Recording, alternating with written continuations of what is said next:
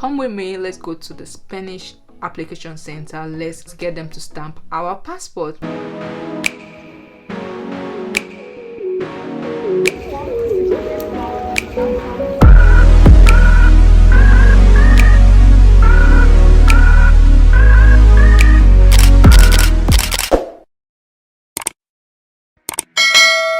Hello beautiful people, welcome back to my YouTube channel. This is Theo, and if it's the first time you're seeing my face, thank you so much for clicking on this video.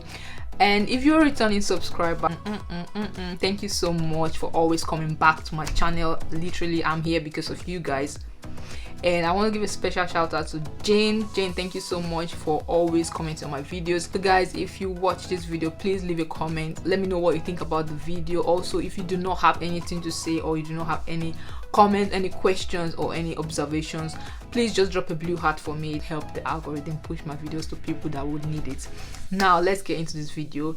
I am no travel agent, or I am not a travel expert. I am just sharing my own personal experience. Before we go ahead, I would just like to explain what a Schengen Visa means. It's just like a permit that allows you to go into a couple of EU countries, basically about 26 countries. I'm going to try to list all the countries you can actually travel to on the screen, but the most common ones are Spain, Iceland, Finland, Denmark, Portugal, Poland.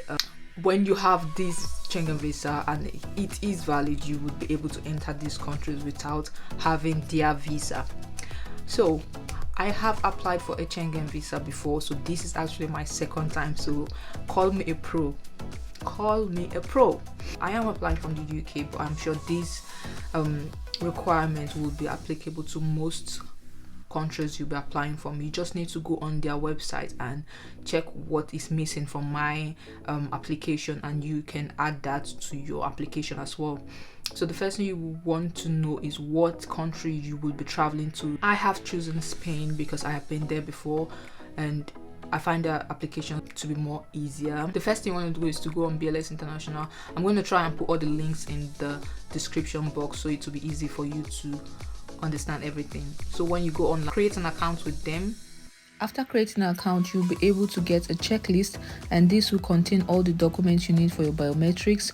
You'll be able to book your appointment online as well. Please print out all the documents you need. All the requirements that you need for your application to be successful, because if this does not meet the requirements, you would definitely be denied a visa, or you'll be sent back to apply again.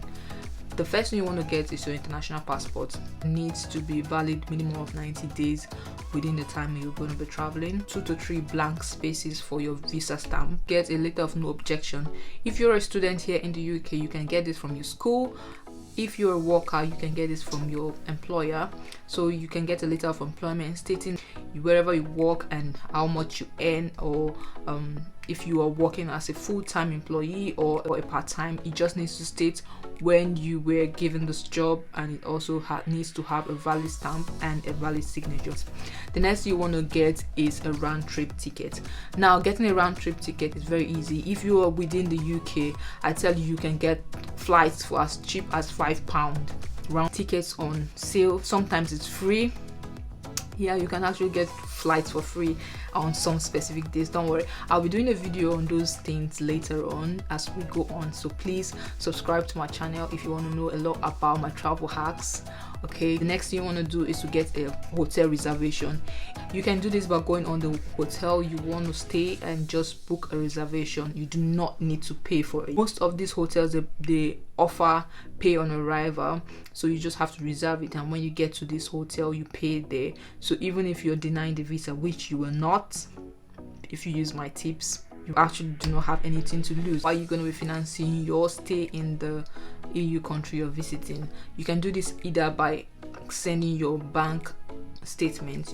They do not accept online bank statements. So for example, I do use Monzo and I use Santander.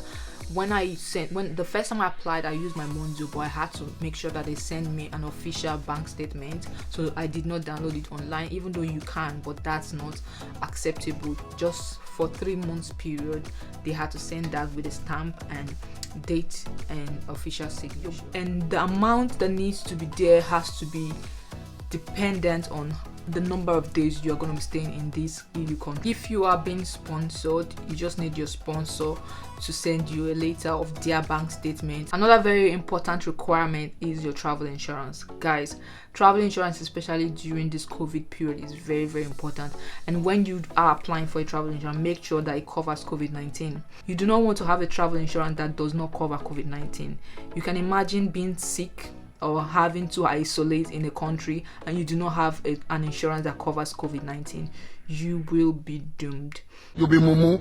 You think say you're wise. You are a mumu man. You will spend a lot of money. I tell you, you will spend a lot of money that will not come back to you. I use Stay Sure travel insurance. They will give you a quote, and the price of your insurance depends on a lot of things, a lot of factors: how old you are, your medical history, where you're traveling to, and a lot of things. But my quote was about £33.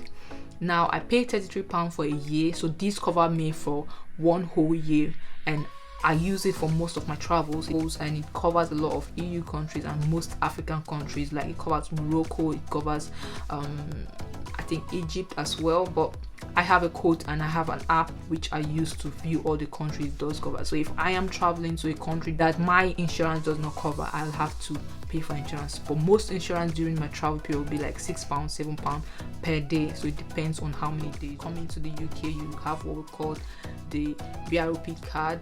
I don't know whatever country you are, you just have to provide them your residency permit.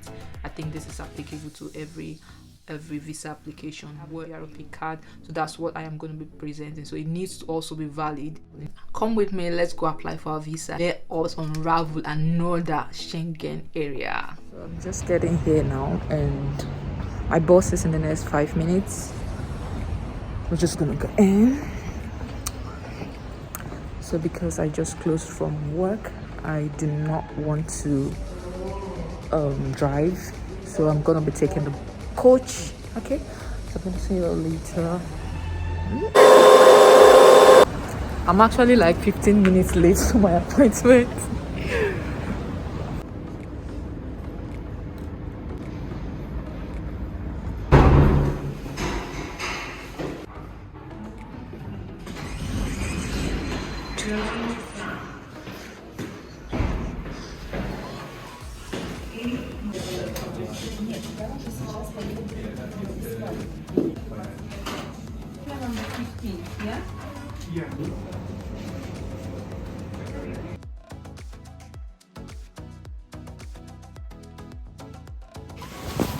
This is the last and final stage where I had to do the fingerprints.